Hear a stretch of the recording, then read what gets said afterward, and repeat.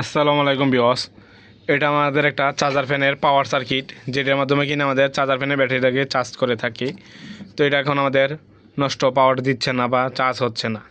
এখন এটা আমরা ঠিক করব। এটা ঠিক করা যায় কীভাবে চলুন একসাথে দেখি আমরা।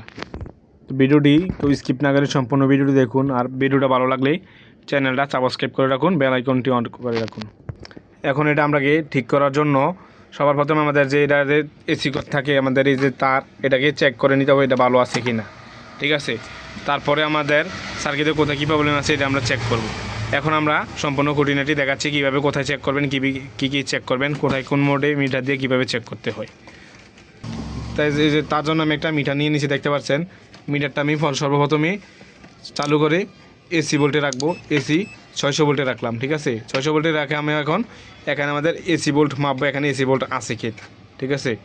এখানে যদি এসি ভোল্ট থাকে আসে, তাহলে আমি এখানে আউটপুটে ডিসি ভোল্ট পরিমাপ করব।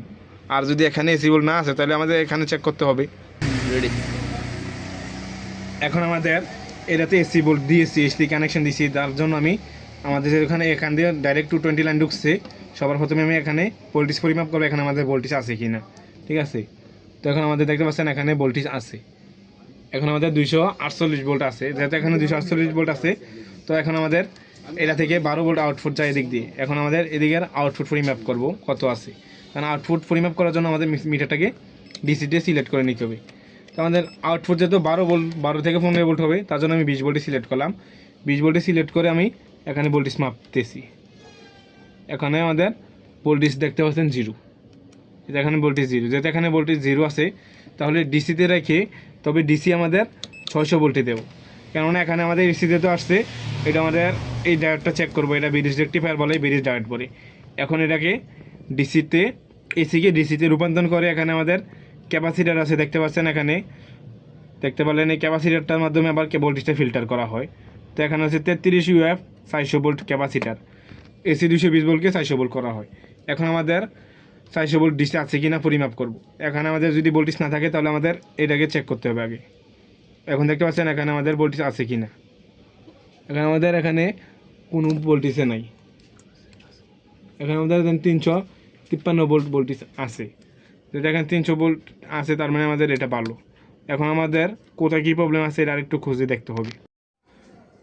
এখন আমাদের এই ডায়োডগুলো চেক করতে হবে। এই ডায়োডগুলো চেক করার পর জন্য আমাদের মিটারটাকে কন্টিনিউটি মোডে রেখে দিচ্ছি।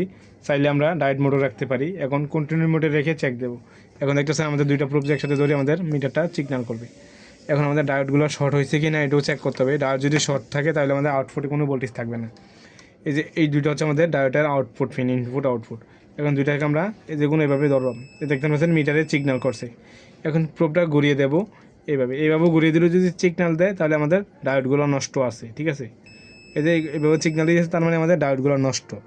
আমাদের ডায়োড যে কোনো একদিকে সিগন্যাল দিবে, দুনো দিকে কোনো মান দেখাবে না। এখন আমি ডায়োডগুলো পরিবর্তন করে দেখি আমাদের সার্কিটটা ঠিক হয় কি না। হ্যাঁ, এখন আমাদের এখানে ডায়োড ছিল দুইটা, দেখতে পাচ্ছিলেন আপনারা। এখন আমি ডায়োড পরিবর্তন করব বলেছি, পরিবর্তন করি নাই। কেননা একটা ডায়োড নষ্ট ছিল বা শর্ট হয়ে গেছিলো, আরেকটা ডায়োড ভালো ছিল। যেটা নষ্ট হয়েছে, শর্ট হয়ে গিয়েছে, এটা খুলে ফেলছে।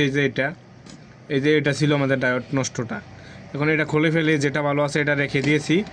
এখন আমাদের এটা একদমই ওকে, দেখতে পাচ্ছেন একদমই ওকে আছে, কোনো শর্ট দেখাচ্ছে না। এখন আমরা আউটপুট কোনো ভোল্টেজ আছে কিনা তাও চেক করব। আউটপুট ভোল্টেজ চেক করার জন্য এই যে পাওয়ার দিলাম, পাওয়ার দেওয়ার পর দেখতে পাচ্ছেন এখন আমাদের মিটারে এখানে ধরি, এটা আমাদের আউটপুট। দেখতে পাচ্ছেন আমাদের এখানে ভোল্টেজ শো করে। এই যে এখানে আমাদের ভোল্টেজ আছে। এখন মানে আমাদের এটা ওকে হয়ে গেছে, আমরা আগের মতন আবার চালাতে পারবো। এটা আমাদের আউটপুট পিন ছিল, এই যে এটা। যদি ভিডিওটা ভালো লাগে তাহলে চ্যানেলটা সাবস্ক্রাইব করে রাখবেন, বেল আইকনটা অন করে দিবেন। সবাইকে অসংখ্য ধন্যবাদ এতক্ষণ ভিডিওটি দেখার জন্য।